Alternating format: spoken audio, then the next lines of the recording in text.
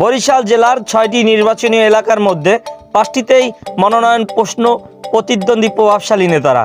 বরিশাল ১ গৌরনদী আগলঝাড়া আসনের সাবেক MP chairperson উপদেষ্টা জহিরুদ্দিন স্বপনের বিরুদ্ধে মনোনয়ন চাইবেন কেন্দ্রীয় সহসাংগঠনিক সম্পাদক আকন কুদ্দুসুর রহমান, জাতীয় নির্বাহী কমিটির সদস্য ইঞ্জিনিয়ার আব্দুস সোবহান এবং বাংলাদেশ জাতীয়তাবাদী আইনজীবী ফোরামের কেন্দ্রীয় কমিটির সাংগঠনিক সম্পাদক অ্যাডভোকেট গাজী কামরুল ইসলাম সজল।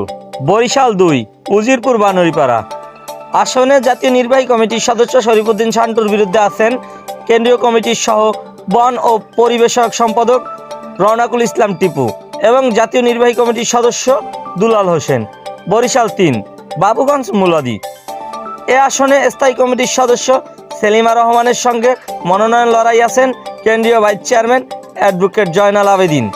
বরিশাল ৪ হিজলা ও মেহেন্দিগঞ্জ আসনে স্বেচ্ছাসেবক দলের কেন্দ্রীয় সাধারণ সম্পাদক রাজীব আহসানের পাশাপাশি মনোনয়ন দৌড়ে আছেন সাবেক এমপি জাতীয় নির্বাহী কমিটির সদস্য মেজবাউদ্দিন ফরহাদ। বরিশাল ৫ সদর আসনের সাবেক হুইপ সিটি মেয়র, জেলা মন্ত্রী ও ৫ বারের এমপি চেয়ারপারসন উপদেষ্টা মুজিবুর রহমান সরোয়ারের বিরুদ্ধে আছেন জাতীয় কমিটির সদস্য আবু নাসের মোহাম্মদ রহমাতুল্লাহ। এবায়েত হক চান মহানগর বিএনপির আহ্বায়ক মনিরুজ্জামান ফারুক এবং সদস্য সচিব জিয়াউদ্দিন শিকদার।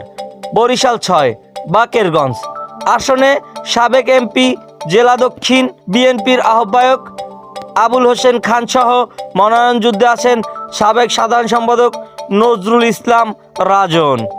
দৈনিক গৌরনদী মোহাম্মদ জয় স্বর্ণামত।